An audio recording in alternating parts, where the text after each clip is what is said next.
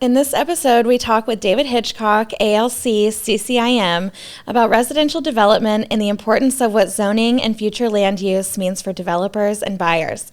We hope you enjoy.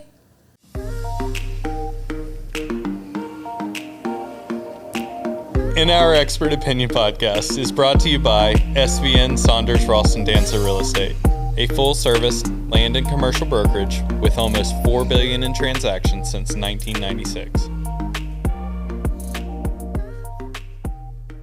Welcome back to In Our Expert Opinion podcast.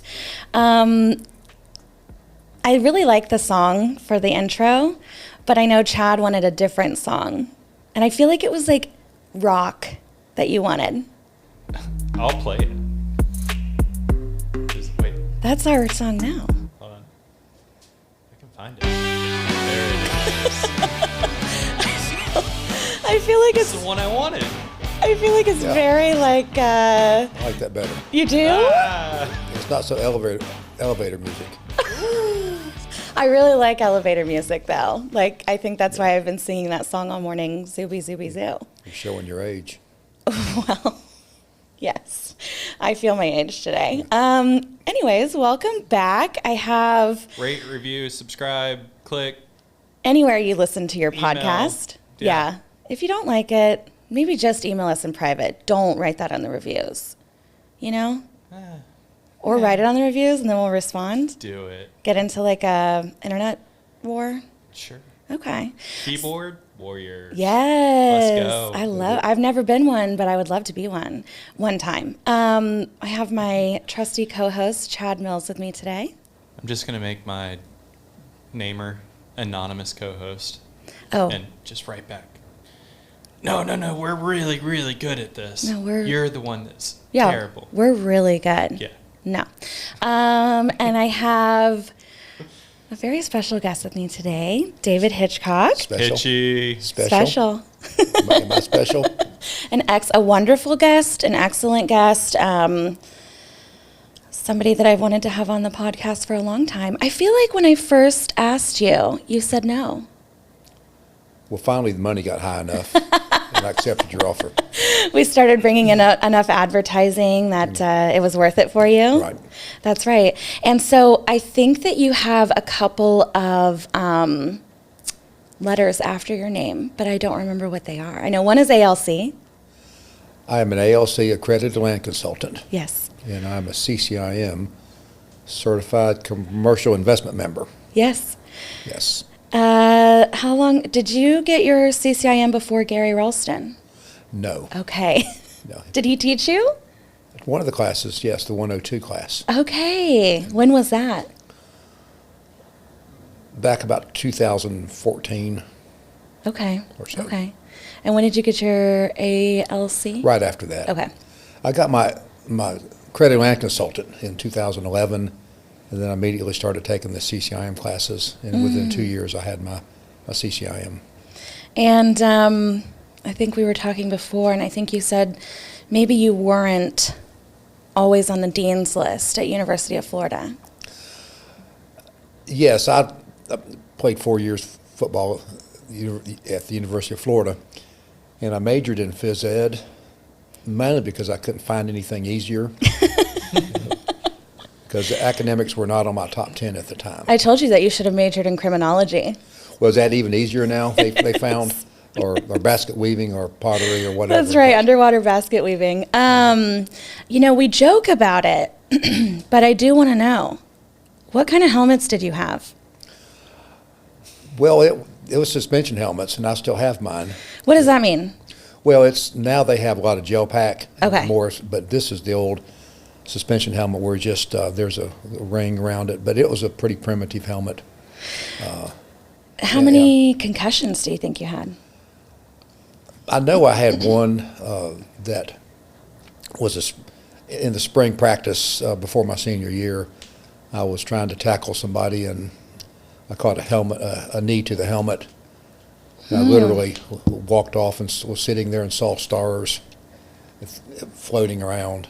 Okay. And to their credit, they put me in, at the time there was an infirmary right by the old Florida gym, and they had me overnight in the infirmary for observation. Which I always think that's pretty cool for that, back in the Yeah. early 70s, to have that type of protocol that they Then did. even though you were cross-eyed, and seeing stars, they were like, go ahead and go home. No, they couldn't. No, they sent me in the infirmary.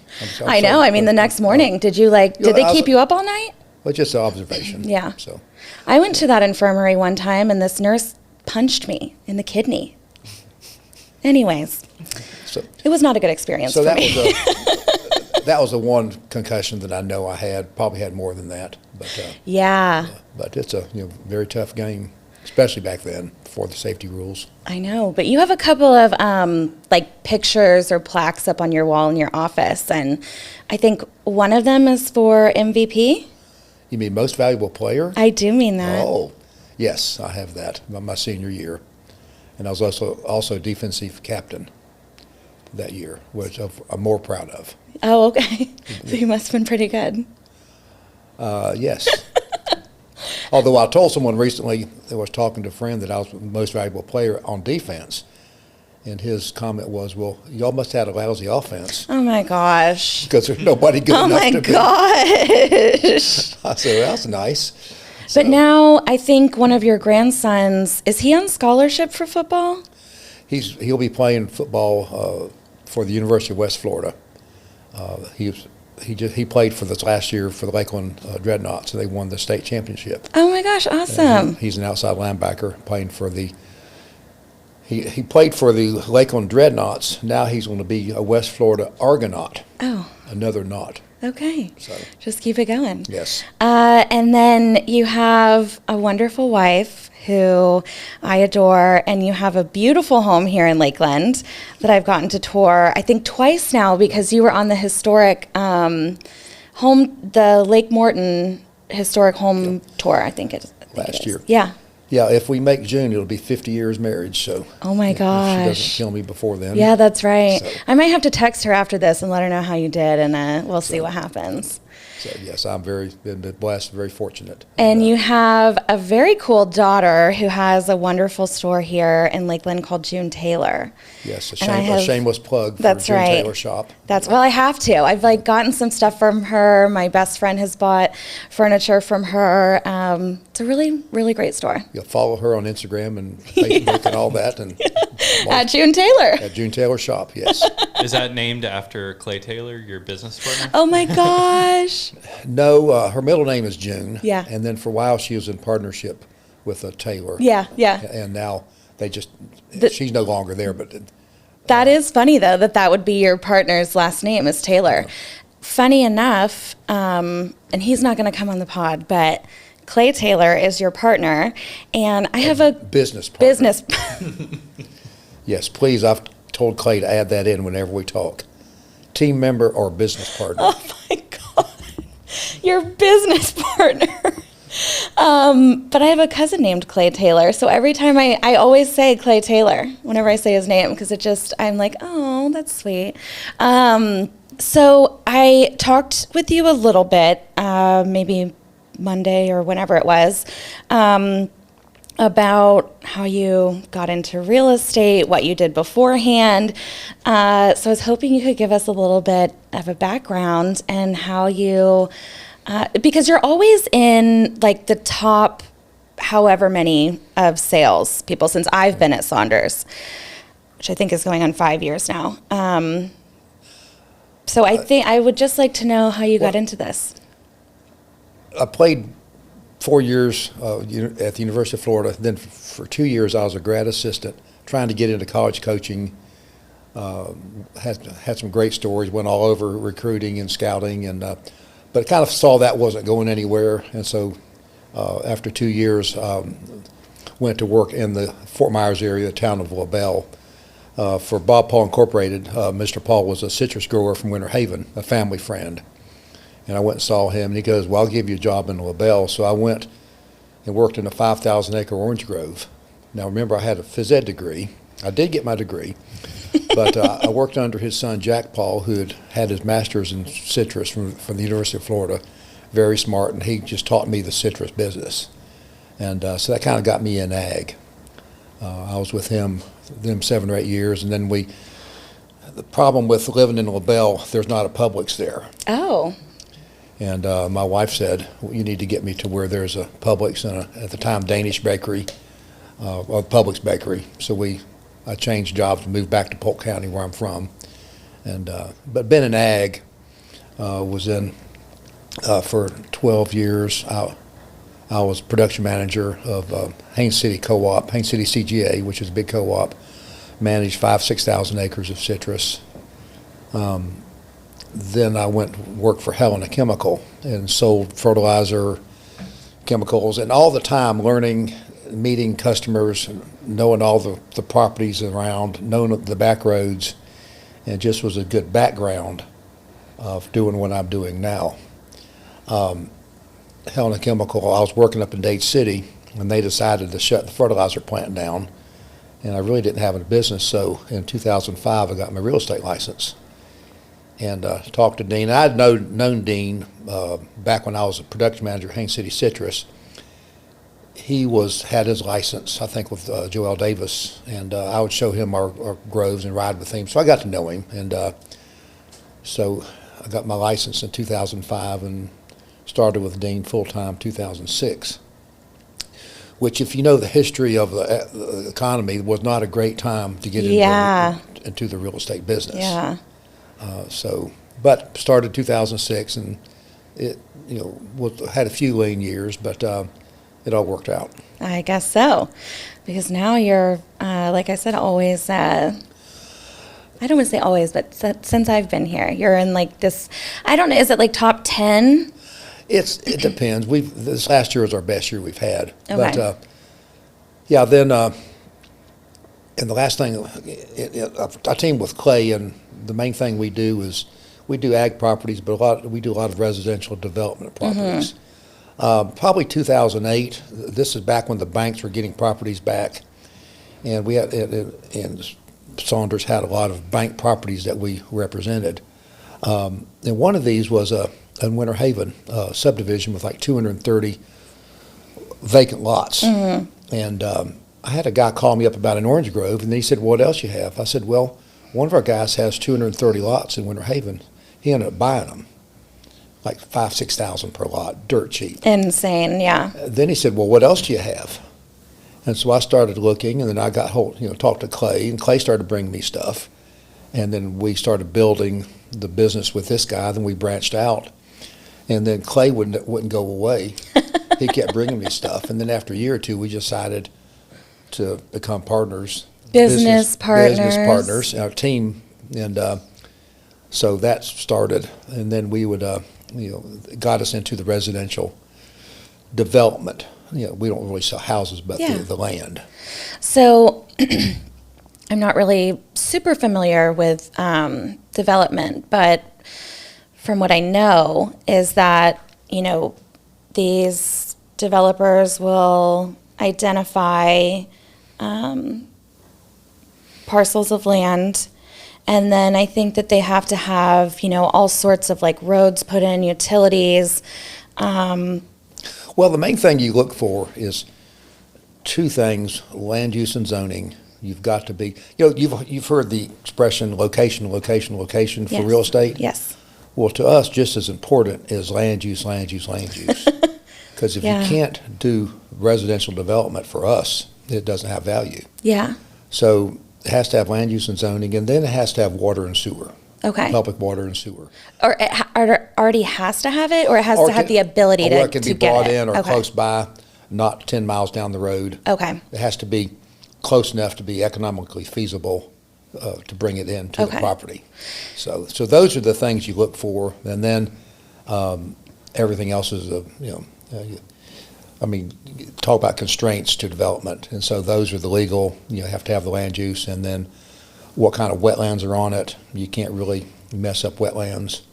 So those are another thing. What's the property look like in that regards? Because of those things, I think that I equate these development transactions as taking a long time. And when we were talking the other day, you said, I think it was like 3 years or something. That's a long one. Yeah. We've had some take that long, but usually 12 to 18 months. Okay. Would be quick. Yeah. Because there's a lot they have to do. Yeah. They Now, when you say, I'm sorry, when 12 to 18 months, that's from the time that you sign the contract. sign the purchase contract. Correct. And then close on the property. Yeah, it takes 12 to 18 months to close. Okay. Yes, because there's a lot they have to do. I mean, there's if you have to annex into the city or whatever Okay. municipality, then the studies, the bugs and bunny, the environmental, traffic studies, school concurrency, they have to have site plans approved, all the things. They do environmental the work, and we talked earlier, we had a property last year, or just closed, it took 3 years, but they found arsenic on it. And so the developer came in and wanted, they cut like $400,000 from the contract because of the cleanup cost. Yeah. I don't know how you clean up arsenic, but I'd be You interested. haul it off. Oh, really? Yeah, you just take it out and then you burn it somewhere. I don't know what they do with it, but yeah, they physically remove it. Because this was a national home builder and they could not have any traces on it. Yeah. And So they just have to keep digging? yeah, you dig enough and then they test to make sure they've got it all. Okay. And we have no idea, the family has no idea how Yeah, it got there. I was Because gonna ask. it had not been farmed in years. But somewhere in the past, they may have had a dip vat or something that they would dip cows in. What? Yeah, a lot of places had dip vats where they would run cattle down in and out to clean them up with arsenic. And so, that's a... Okay. That would explain a lot. Yeah, we just had a property, we closed on Pipkin, on a little 10-acre property. Pipkin Road's in Lakeland. And this 10 acres was part of 1,000 acres that somewhere, we knew there was a dip vat somewhere on that property. Fortunately, it wasn't on ours. Yeah, I was going to say, was it right on the 10 acres? It wasn't on ours on that one. Oh my gosh. So- Well, they don't do that now, right? No, they don't do that. And we had a property in Haines City once where it was an old citrus grove.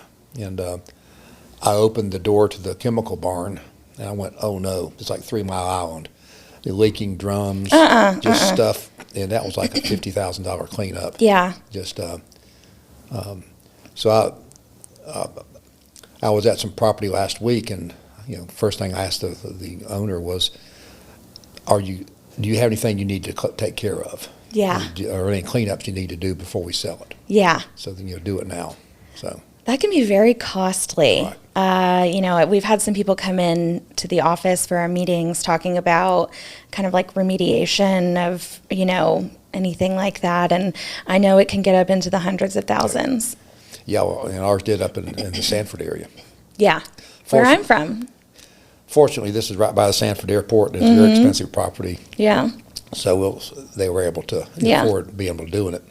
That's, I've certainly never heard of arsenic being on it, but okay, that's wild. Fun fact about you, though, is that I think, and I don't want to say it's like in the whole of the United States, maybe it's just Florida, but if anybody ever has a map out, you pretty much can pinpoint exactly where that is. Talk about the road, the intersection, like what was there, what's there now. Well, that's a game I like to play. If someone has their mapping program open, I like to figure out where they are. I think there's only been one time that I can think of that you didn't know where it was, but it's funny because it's like people are looking at really obscure places that, it's not like downtown Lakeland or downtown Orlando or something. It's in this like these, farm areas or in these kind of rural areas, and you know exactly where it is. I've been around a long time. And I said earlier, I've driven all the back roads in the Central Florida area. You also bike a lot, too. I did at one point, yes. Yeah. I'm not doing that much so No. much anymore. I'm doing a lot of walking. You're the only person I know, and we can totally cut this if you don't want this on here, but you're the only person that I know that's had a double knee replacement at the same time. And then I think you were in the office the next week, and I have a video of you hitting a baseball with your cane that you were using. Oh, really? Yes, I do. The double knee thing was, through the years, I'd had both knees operated on, meniscus removal, and then eventually that just leads to arthritis, and all the cartilage is gone, and so I went in, this was January of 2019, and went to the orthopedic, and they said, your knees are gone. Do you want to do a double knee replacement? I knew the PA, the physician's assistant, the lady, and she knew me, so she knew I could handle it. So yeah, March of 2019, had them both done at the same time, which I kind of block it out how much it hurt, but it's Yeah. But I knew there was a lady that I biked with. She'd had one knee done, and she gave me her time frame when she was back to work, when she was doing this, and I had to beat her, or at least not let her beat me. I think you did. So I really think that you did, because I do remember you being back in the office really quick. And like I said, I have a video of you playing softball or baseball with one of these guys. It was pretty funny. But, okay, back to real estate. So whenever you're like identifying these properties, is it likely that you know the owner, or are you still meeting owners, or? well, I mean, I know a lot of owners, but there's so many I don't know, because Yeah. this is a big state, and there's a lot of properties and a lot of parcels. So that's so I still need to meet a lot of people. Yeah. And the way that you're identifying these, the residential tracts anyways, is you're just really looking at, I know we talked about like location or land use, but I know that you guys work with a lot of national home developers, builders, and so are they giving you now, and it could have been different a couple of years ago, but are they giving you now like certain areas that they want to be in? Some are. Clay and I had lunch last week with the local representative called the land acquisition person for the Tampa area and West Polk, and he told me where they want to be. Okay. Although we have an idea that someone will be interested in property. As development is spreading out from the A areas, A being Tampa, Orlando, Orange County is there's no more land left in Orange. Yeah. Seminole, there's nothing left. Hillsborough has land, but Hillsborough has an urban service area that they don't want to develop out past that. So the urban service boundary is out east of 75 between that. So they're not going to allow any development in the western Plant City area. Really? So the land that's left is tight. So it's spreading out. The concentric circles are going out to the B areas. Yeah. And it's just coming down. And that's the hot area for us now is the 27 corridor in Eastern Polk. Another one is north of Lake Alfred, if you can believe it. Clay and I were there yesterday. We're working on a listing there, and every hill has dirt being turned on it. It's just because Lake Alfred is like 3 miles from I-4. Right. And so they can jump on and get to Orlando or Tampa to work. So that whole eastern Polk County is, so we know we don't have to have a developer say we want to be there. We know where they want to be. Yeah. And have you noticed any changes in the last, I guess since the pandemic, since 2020? The pandemic was a hiccup in development and all, but now it's back with the latest economy. Maybe not what it was, but it is still good for us. Yeah. If you've got a good property, you'll get 5 offers on it. Yeah. Within very quickly. But we heard about all of these people moving to Florida. And so did that cause the developers that you work with to be like, we have to get land right this second? Well, I told you that we had lunch with the land acquisition person last week. He's identifying stuff because he has to plan 2 to 3 years out, because that's how long it takes to get something going. So their pipeline, he has to find stuff now to have a house ready in 2 to 3 years. Okay. So it's just a vicious cycle for them to keep properties coming, because the proverbial 1,000 people a day moving into Florida, it's close to that. Yeah. Which is just huge. I know. And, I drove through Claremont last week. And I Claremont. was telling Dean, I'm like, I've never seen anything like that, where it's just subdivision after subdivision. It's thousands of homes. Well, and that's because you're on the west side of Orlando. It's jobs. Yeah. And that's what's all about there. And Yeah. in Eastern Polk, US 27 is exit 55. Yeah. Well, Disney's exit 65, so you're 10 miles from Disney. And so the jobs every morning, thousands of people go from Eastern Polk into Oh, I know. the attractions I area. drive right through that. Yeah, and Exit 55 is the worst. And there's never like a wreck or anything. It's just slow. Yeah, it's so slow. That's part of the reason that I actually drove through Claremont, was because I was taking back roads. So, I couldn't believe how developed it was. So that's what's happening here in Polk. And Lakeland we don't have a lot of land here to develop. I mean, north of I-4, you have the Green Swamp, and you have the phosphate down in the Mulberry area. Right. So the development now in Polk is in the Winter Haven East, down to Lake Wales. yeah. Lake Wales they're having growing pains. They probably approved 10,000, 20,000 homes there already, and now the politicians are backing up and getting the heat put on them by their residents. We don't want more development. And Yeah. that's Lake Wales, which is 20 miles, 30 miles south of I-4. You even see in the little town of Frostproof develop. I know. I've obviously gone to Lake Wales. I had a couple of listings down there or over there. And it's so crazy to me that these little towns are becoming so developed. Even when I moved to Lakeland in 2018, I saw like a huge, the traffic wasn't that bad when I moved here. Well, and it's going to get worse.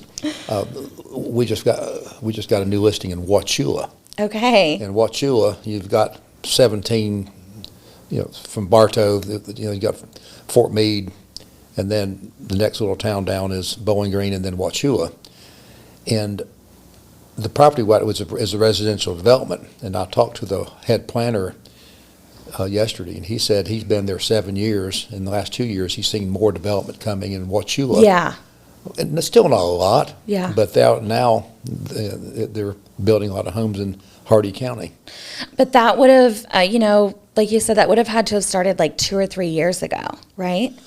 So it's like these developers really, I don't know how they figure out, where to go next. And they're all under pressure. Yeah. Because these land acquisition people, none of them stay long. Yeah. They move around. The guy we had lunch with has been like 3 or 4 different companies. Oh, okay. And it's a lot of pressure on them. Yeah. To develop, to get the pipeline filled. Yeah. So they can sell homes. Okay. Remind me to never want to do that job then. Yeah, that would be. I'm sure that's high stress. I always thought that might be fun to do. Because Yeah. that's what Clay and I do, but we find properties for them. Right. And Seems like whatever you guys are doing is working, though. Did you go out to, where was the SVN conference? SVN conference was in Austin. Yeah. Yeah, we went there, and our wives, and Clay and I took our wives out. Yeah. And then that was the SVN was there, and then a day later we went on to Denver for the Oh. Realtors Land Institute Land Conference. Okay. So we spent a week in conferences. And I think did you get an award in Austin? Clay and I got the ALC to ALC. We're both ALCs, Yeah. Accredited Land Consultant, and we got a award for the largest deal. Okay. So that Do was. you mind sharing how? Well, that was we closed last October on 500 acres in the South Lake Toho area in Osceola County. Mm-hmm. And it closed right at $30 million, which was a nice. Yeah, I guess you did have the best year yet. Well, it's funny, we didn't tell our wives about the contract. We'd had this property under contract 3 or 4 times Oh my gosh. that they had busted. Mm-hmm. And it closed in October. I remember October 25th. I'd remember that date too, trust Well, me. and back in, I think, August or so, it went out of contract. Oh my gosh. And they came back in and right at the beginning of October and said, we'll do a 15 days due diligence and then close in 10 days. Because we'd done all the negotiations. Up until that point, so they already knew. And they changed the structure of the contract a little bit. So we just didn't tell them about it. Yeah. Because it wasn't going to be that long. Well, we were in Hawaii on our trip. Clay and I earned a trip to Hawaii, and I was on a bus taking a tour of Oahu Island, and I got word from our office that it had closed. And and Clay was with this. They were shark cave diving or something. So I got that, and I wrote down the amount of the commission, and I showed that to Kathy. And she said, well, what is that? And so it was both very cool. She was like, yeah, we're going to be staying for a couple of extra days. So I think we went to dinner last night. I bought Clay dinner that night because he had done the yeoman's work of getting the contract done. I hope you didn't take him to McDonald's. That's like your favorite place. One time Hitch, where was it that you said you and Kathy were going for your anniversary one day? You're like, I'm really treating. Oh, no. Well, Where nothing were you real going? fancy. I don't know, but what McDonald's? That's incredible, though. I would also remember the date. I really would. Life changing. Yeah, it was good, and the best year I've ever had last year, and probably won't do it again. It's just things never know. Things lined up for a good year, and Clay and I finished tied for 11th at the SVN conference because we split everything down the middle, so so we always tie. I always Good relationship. It's a good business partnership. Yeah. Business part, yes. I always wonder, though, because sometimes I think you're ahead of Clay, and then sometimes Clay is ahead of you. I always wonder how that happens. Well, I finally got them. They were ranking us like, technically what you should do is like, you go from 10 to 13, and then we're both 11. Okay. For a while, they were ranking him ahead of me. I know. And we're competitive. But I was wondering. I'm like, what is that? Well, it's all the same. That's funny. So now, but we are tied for 11th. Okay. Which is very cool. Yes. Out of 2,200 advisors. It's very cool. And, I'm probably 2,200. I think we had 18 in the top 100. Oh, okay. Or something like that, which is. That's amazing. Yeah. It's close to like 18%, huh? Of the top 100. Thank you for that, Chad. Yes. Yeah. His input. Math magician. Yeah. Do you have any good stories for us, Hitch? I know of one, but I think that Clay Taylor was the one that actually told me about it. About like a sultan or something. Well, there's a guy we call King Tut. And you go to his website, and he shows royalty in gilded robes, and he showed up one day, met with us, and driving up in his Rolls Royce. Okay. And he came in and rings all over his fingers, and his fingernails were painted, and he was in line with Queen Elizabeth and Queen Beatrix in the lineage of his family. Okay. And we think all the stuff was photoshopped on his website because it showed him there in just robes and all. And he was interested in a property we had. He wanted to do an indoor ski thing on property we had up in Sumter County or Lake County. And so then we wanted proof of funds, which always. Then he showed us that he had precious metals in Europe that he couldn't get out right now, but he showed us where he had all the metals worth millions of dollars that he would use to pay for it. I went to the Hillsborough County jail website and found that he had been arrested. Oh. He had been arrested for something back. Okay. So, we've had people. We've had 3 or 4. A tiger man who was caught having a tiger. This is a true story. He had a tiger in a New York City apartment. Why? And he was a member of Kool and the Gang. What? I mean, he wasn't, though. I think he was. No. Yeah. And that was Tiger Man. We had one guy that he was always. I couldn't talk to him very well because he was always calling from his jet. And then we asked for proof of funds for another property we had in Sumter County, and he photoshopped a financial statement from Bank of America, which I knew was fake because I also had an account with them, and I knew what the statements looked like. Oh my God. So it's just, but everybody has people like this. And, lesson to be learned here: always ask for proof of funds. but see, that can be fake now. I don't even know. I don't even know what to do now. I know. I don't either. I was talking about this yesterday with my Rotary group. I don't know. Probably find a bank person and talk to them personally. Yes, you do. You have to pick up the phone. You can fake anything anymore. I know. So, and now I had somebody send me a fake cashier's check once that they wanted to close on the property, and the title company turned it down. Oh, so those can be fake. That's why we wire funds now. Yeah. And that's wild. I didn't know that you. Okay, well, people think that they can get away with it, so okay. So. Lesson to be learned, though. You got to pick up the phone, ask for proof of funds, and I feel like whenever you start asking for proof of funds, that's when you really weed out, serious from not. So. Well, in this, we closed last year on our Asana property, and we had somebody there that had it under contract for 6 months that we thought was for real, and then he finally just never closed, and he just went away. Had great plans for it.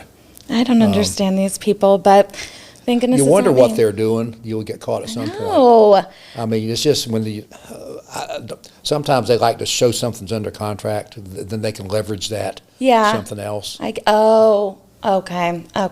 But if you can't close, don't waste our time. Yeah. And when anything is for special use, we have quite a few people want to do a home for service people. They want to come in and have something for old soldiers and have a home for them if they can work and all. They never work out. Yeah. Anything that's real special. I know. Just it's kind of a red flag. It is. Yeah. And you go with them a little while, but just don't don't waste your time. Yeah. Well, Chad, do you have anything to add? You've been awfully quiet. Just doing my job back here. Yeah, I don't know about that. What does he do? Here we go. What does Chad do? Here we go. I don't know. He makes it sound good? I'm good at clicking buttons. Yeah, I guess. Yeah.